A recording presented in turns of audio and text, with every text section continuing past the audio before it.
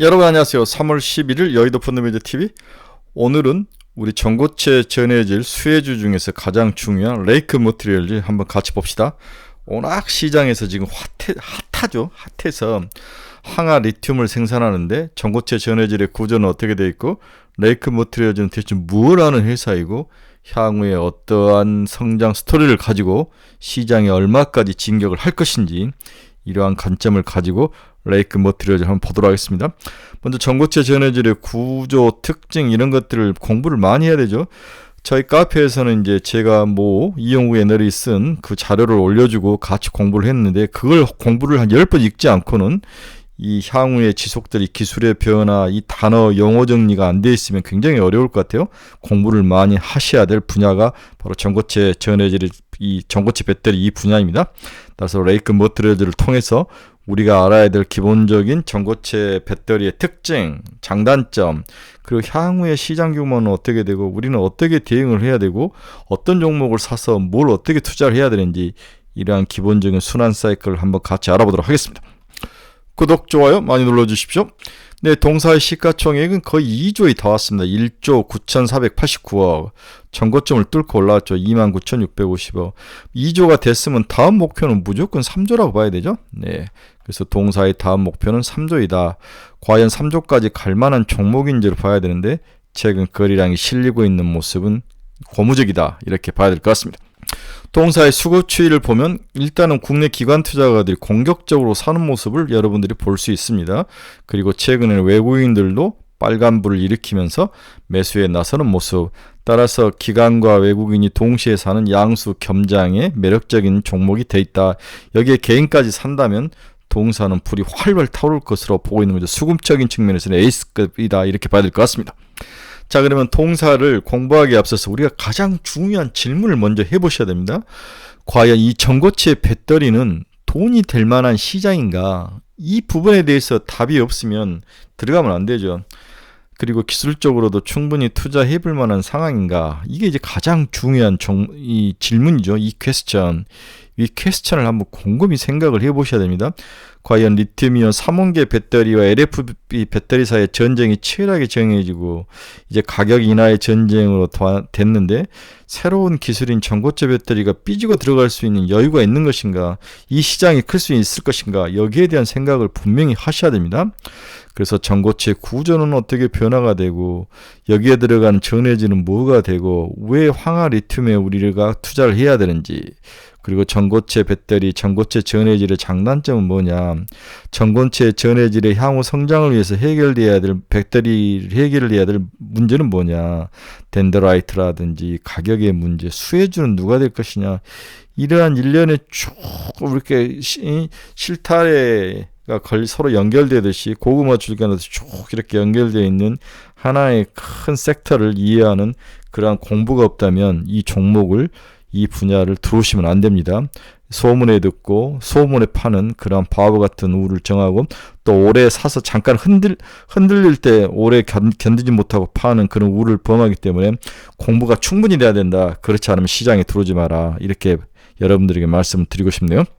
여러분, 3원계 배터리와 전고체 배터리의 차이점은 뭐냐? 3원계 배터리는 이 전해액이 뭘로 돼 있다? 액체로 돼 있다. 액체로. 그런데 전고체 배터리는 이 전해액이 고체로 돼 있다. 이 차이죠. 이 차이인데 이 안에 많은 기술을 함의하고 있는 거죠.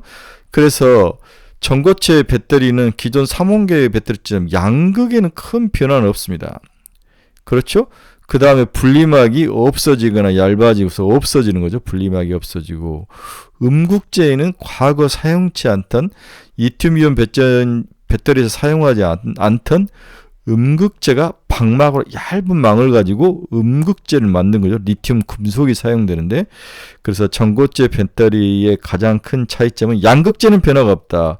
분리막은 없어지고 전해액이 이 고체로 변하고, 그리고 음극재가 기존에 사용되었던 2차전지와 다른 메탈을 사용한다.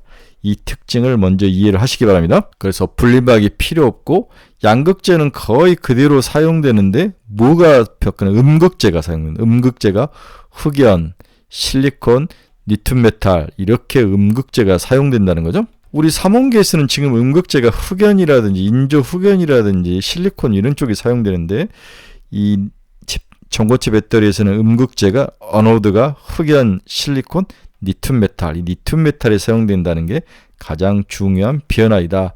이렇게 봐야 될 것 같아요.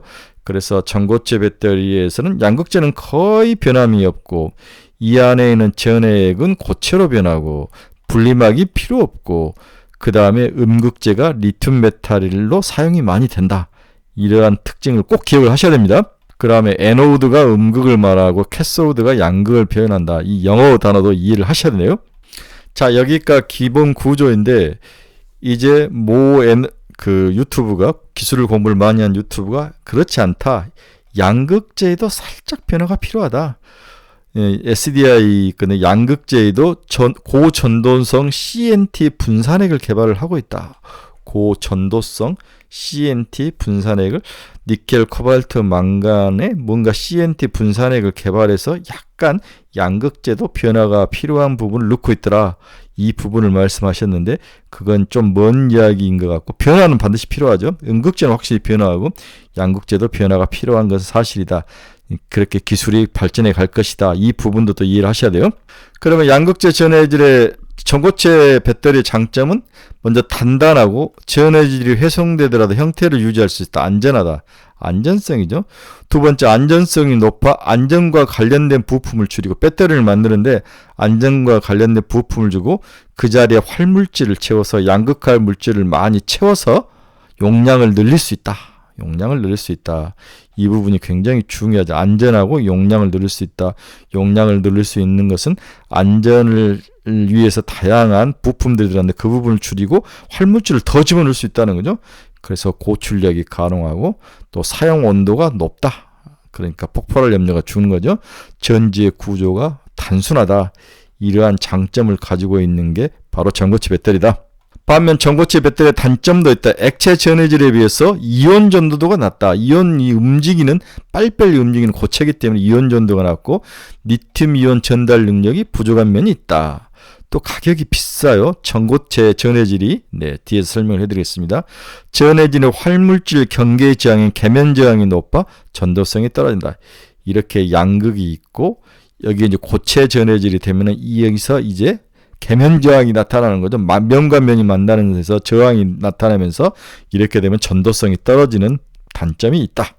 그래서 배터리를 고체로 만드는 배터리 안에 있는 전해액을 고체로 만드는데 그 고체 전해질의 종류가 황화물계가 있고 고분자계가 있고 산화물계가 있는데 우리는 황을 사용해서 황화물계를 사용해서 만드는 고체 전해질을 가지고 고체 배터리를 만든다. 전고체 배터리를 만든다. 그래서 황화물계 전해질 전고체에는 전고체 배터리는 황화물계를 지금 한국에서는 사용을 하고 있다. 나머지는 고분자 산화계는 다 잊어라. 그럼 이렇게 황화물계 고체 전해질을 사용하면 장단점이 있는데 황화물계는 리튬 이온 전도도가 높다. 그러니까 전도 이온이 빨리빨리 잘 움직이죠. 가장 많은 연구와 투자가 진행 중이다. 그만큼 현실화시키기가 좋은 고체 전해질이 황화물계죠. 기계적 강도와 유연성이 좋다. 수분 반응성이 높아 공기 중 안전성에 취약하고 대기 중 생산량이 어려우므로 제조 공정의 습도 조절이 중요하다. 아주 또 취급하기 까다로운 면도 있네요. 양극과 전해질 계면에 높은 저항층이 생기는 단점도 있다. 장단점이 다 있는데 여러 가지 것을 다 해도 황화물계 전해질을 사용할 것이다. 이게 이제 시장의 큰 흐름이죠. 자, 그러면 리튬황 배터리, 황을 양극재로 사용하는 것을 우리가 리튬황 배터리인데 여기가 양극, 여기가 음극, 여기가 고체 전해질, 고체 전해질인데 양극에서 뭘 넣는다? 황을 넣는다. S, 황. 전고체 배터리에서 강력한 두 번째 원리는 리튬황 배터리다. 황과 리튬을 섞어 만드는 거죠. 리튬황 배터리에서 황은 황을 양극재로 사용하는 배터리다. 유황으로 불리는 자원인 황은 우리 지구에 풍부하며 기존 정유 및 철강 산업에서도 부산물로 생산되기 때문에 배터리의 가격을 대량으로 생산하는 공장만 투자만 된다면 가격을 낮출 수가 있다. 리튬황 배터리의 에너지 밀도가 이론적으로 리튬이온 배터리보다 최소 2배에서 10배가량의 높다. 이게 이제 보고가 되고 있는 거죠. 이게 양극재 황을 사용하는 가장 큰 이유다. 파워가 센 거죠. 이렇게 해서 상용화의 성공이어 대중화가 이루어진다면 전기차 배터리 시장을 지배한다는 가능성이 높아질 것이다. 리튬보다는 이 황을 사용, 삼원계 리튬, 코발트, 망가를 사용해서 양극재를 만드는 것보다 황을 사용하면은 최소 2배에서 최대 10배가량의 리튬 배터리보다도 더 많은 에너지 밀도가 생겨서 힘이 세다. 황의 특징이 그렇다는 거죠. 그러나 황의 단점이 상온에서 터지거나 폭발할 위험은 있는 거니까 주의할 필요가 있는 거죠. 리튬환 배터리는 양극에 황을 넣었다는 거죠. 네, 황을 이렇게 방전이 되면 S8, 황8에서 시작해 환원 반응인 리튬 폴리설파이드 이렇게 단계를 걸쳐서 전해질에 용해된 상태로 양극에서 음극으로 이동하면 최종 Li2S로 생성된다. 또 반대로 충전을 하면 이렇게 되는 거죠. 네, Li2S가 다시 충전을 하면 S8로 돌아오는 반응. S8이 Li2S로 갔다가 Li2S가 S8로 가는 이 과정. 이 과정에서 리튬 폴리설파이드 현상이 나타나는데 리튬 폴리설파이드가 뭐냐? 이 단어를 꼭 이해를 하셔야 됩니다. 이 충전과 방전 과정에서 리튬과 황이 만나서 생기는 황화 리튬, 일명 리튬 폴리설파이드가 전해질에 쉽게 녹아나와 양극재인 황이 점점 줄어드는 단점이 생긴다는 거죠. 이와 같은 용출 현상은 수명과 안정성 문제로 이어져 리튬환 배터리 사용화에 걸림돌이 되었다. 이것을 줄이기 위해서 다양한 연구들이 이루어졌다는 거죠.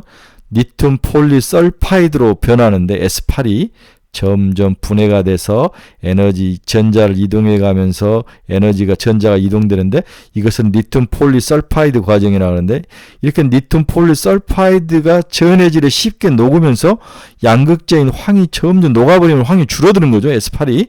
이렇게 된 단점이 있는데 이러한 용출 현상으로 수명과 안정성에 문제가 생겨서 이것을 해결하는데 지금 리튬,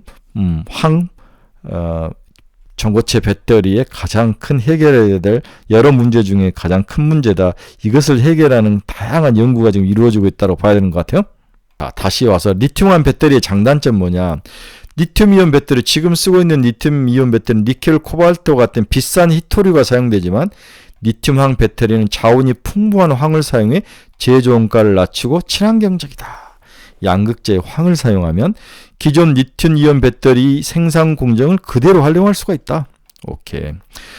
무게당 에너지 밀도가 리튬이온 배터리 대비 2배 이상 높아 10배가량 높아서 경량화가 가능하다. 같은 에너지 힘이라도 조금만 실으면 되니까 경량화가 가능하다는 거죠. 또한 리튬황 배터리의 단점도 있다. 황의 전기 전도도가 낮다. 충방전 과정에서 황의 중간물인 리튬 폴리설파이드, 황의 중간 물질인 리튬 폴리설파이드가 전해에게 쉽게 녹아 전지의 용량 및 손실이 발생한다. 그 이야기를 했죠. 황을 이용한 양극재는 내구성이 좀 낮는 그러한 단점이 있다. 이러한 단점들이 있기 때문에 이제 기술이 발전하고 이것을 극복하기 위해서 시장에서 여기에 관련된 연구하는 종목들이 주가가 오르는 거죠. 그래서 현재 우리가 목숨을 걸고 개발을 하고 있는 리튬환 배터리 양극재는 황이 사용된다. 최대한 많은 양의 황을 함유할 것. 우수한 전도성 물질과 혼합을 통해 전기 전도도를 높인다. 충방 역시 부피 팽창의 내성을 가진 구조를 갖게 만든다. 음극재는 높은 에너지 밀도와 셀제감을 갖춘 리튬 메탈이 사용이 된다. 전해질, 고체 전해질이죠. 전극과 전해질의 넓은 접촉 계면 특성이 필요하다. 높은 이온 전도도가 반드시 가져야 된다. 그렇죠? 전해질 높은 이온 전도도가 있어야 됩니다. 리튬 메탈과 음극재 리튬 메탈과 반응의 안정성을 또 가져야 된다. 리튬환 배터리의 특징들을 보여주고 있습니다. 자, 그러면 동사 레이크 머티리얼즈는 전체 전고체 배터리에서 어떤 역할을 하느냐? 고체 전해질이 있고 이 고체 전해질을 만드는 그러한 소재를 공급하고 있다. 아하. 자, 그러면 전해질과 전액을 한번 어떻게 되는지 한번 봅시다. 자, 여러분이 먼저 삼원계 배터리의 전해액이 어떻게 구성되어 있는지를 한번 이해를 하실 필요가 있어요. 전해액은, 액체 전해액은 양극과 음극에 들어가는데 세 개로 구성이 됐다. 전해액은 먼저 전해질, 그 다음에 유기용매, 그 다음에 첨가제, 이렇게 세 개로 구성되어 있는데 이 전해액이 전해질과 유기용매와 첨가제로 되어 있는데 여기에 들어가는 전해질이 액체 전해액은 리튬 전해질이 들어갔던 리튬염이 들어간 리튬염, 이것을 황화물질로 바꾼다는 거죠. 황화리튬으로 바꾼다는 거죠. 이걸 황화리튬.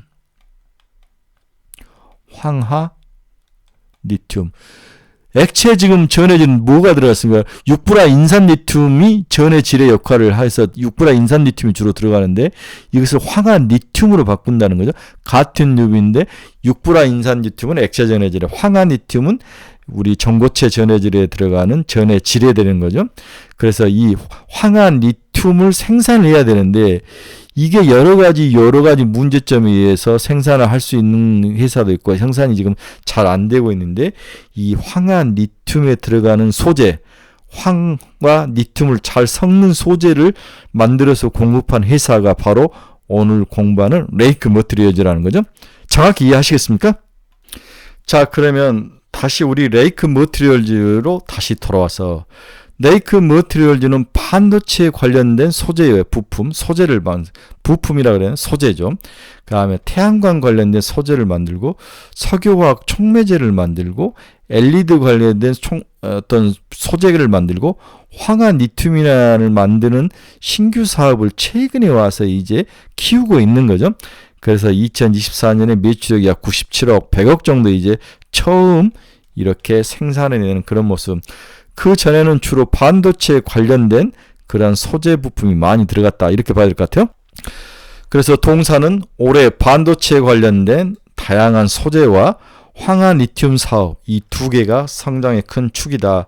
특히 최근에 시장에서 크게 주목을 받는 것은 이 황화리튬 사업을 새로 시장에서 하기 시작했다. 성장성이 특히 주목할 필요가 있다는 거죠.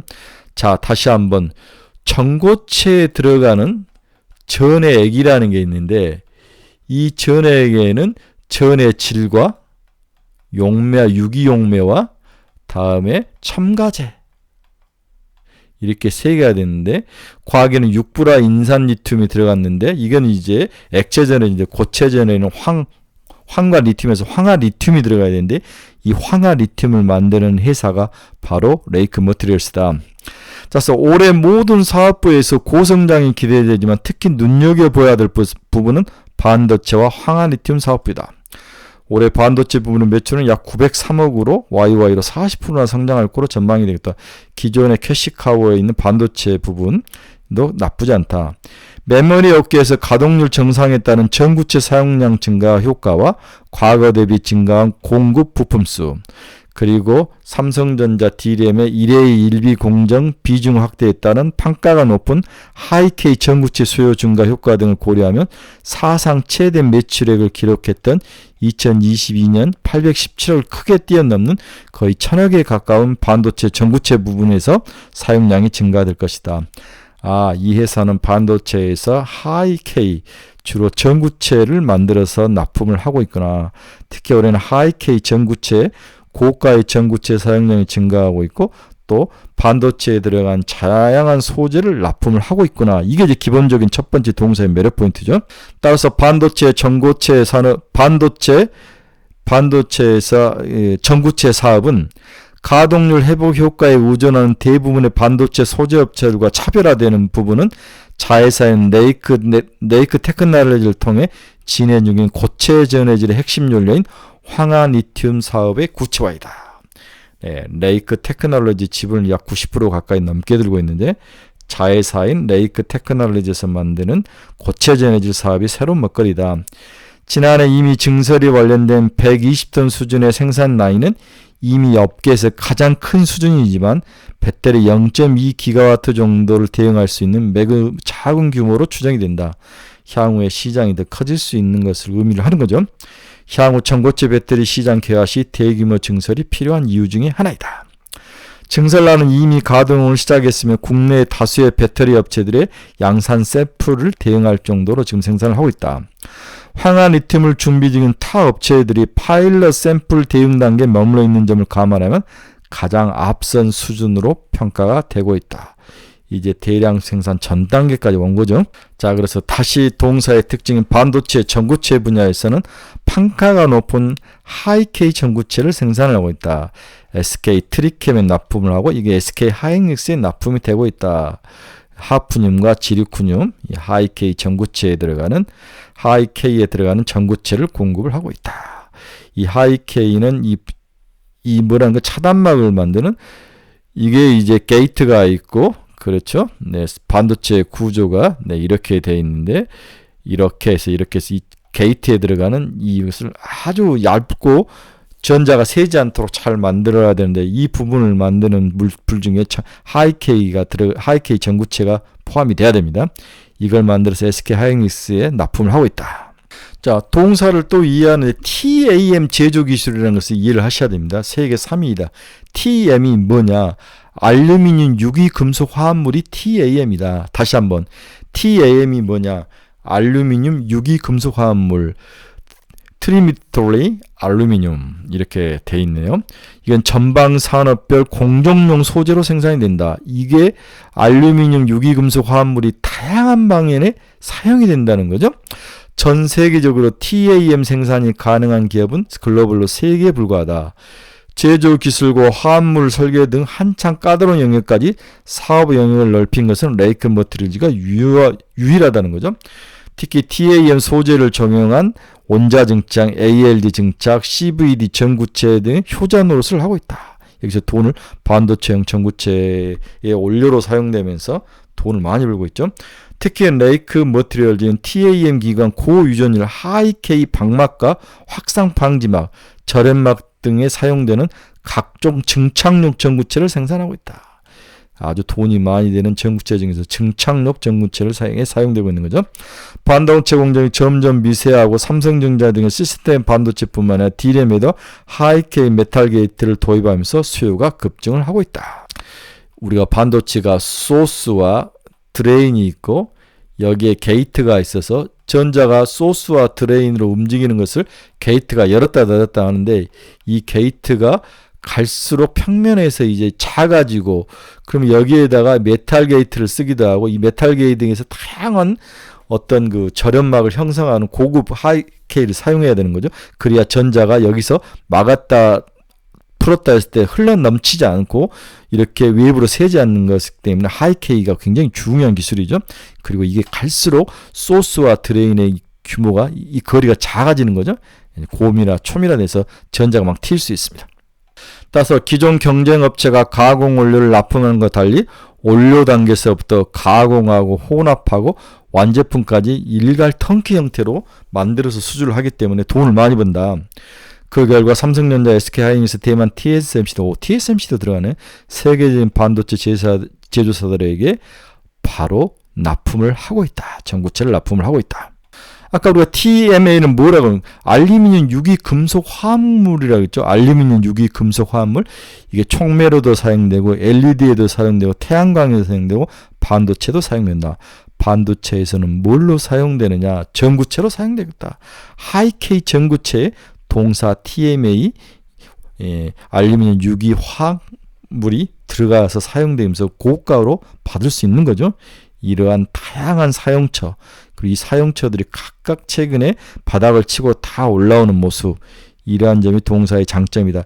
이러한 반도체 먹거리 하나에 최근에 황화리튬 전고체 배터리에 들어가는 전해액에 들어가는 전해질이 이제 육불화 인산 리튬에서 황화 리튬으로 바뀌었을 때 이 황화 리튬을 생산하고 이것을 양산하고 대량으로 만들 수 있는 기업 중에 선두그룹이 바로 레이크 머티리얼스다. 자, 그러면 동사의 2024년 매출액 1795억, 영업이익 봅시다. 올해 498억, 작년에 295억 했으니까 2배가 나죠. 내년은 727억. 이렇게 지금 2조까지 왔는데 향후의 미래 먹거리 전고체까지 붙으면 3조까지도 해볼 수 있다. 이렇게 봐야 될 것 같아요. 자, 그래서 동사는 있자 29,650원까지 왔는데 3만원대에서 한번 걸릴 것이다. 네, 3만원대에서 한번 걸리고 이걸 뚫으면 35,000원. 목표는 4만원까지 가지 않을까 이렇게 예상을 해봅니다. 엉덩이 무겁게 깔고 견디시기 바랍니다. 자, 오늘은 반도체 전구체 하이K 반도체 전구체를 만드는 우리 네이크 머티리얼즈와 황화 리튬이라는 새로운 전고체 배터리에 들어가는 전해의 질을 만드는 황화 리튬 대량 생산을 앞두고 있는 우리 레이크 머티리얼즈 양수 겸장인 종목을 한번 살펴봤습니다. 여러분 중에서 투자의 방향성을 잃어보신 분들은 저희 카페로 오십시오. 그리고 종목 상담이 필요하신 분도 저희 카페로 오십시오. 그리고 관심 종목을 보고 싶은 분도 저희 카페로 오시기 바랍니다. 여러분의 좋은 친구가 되어드리도록 하겠습니다. 저희 카페는 리딩하는 그런 카페 아닙니다. 기본을 이렇게 공부하는 카페니까 잘 하시고 유료입니다. 한번 보시고 가입 많이 해주시기 바랍니다. 여러분 감사합니다. 다음에 뵙도록 하겠습니다.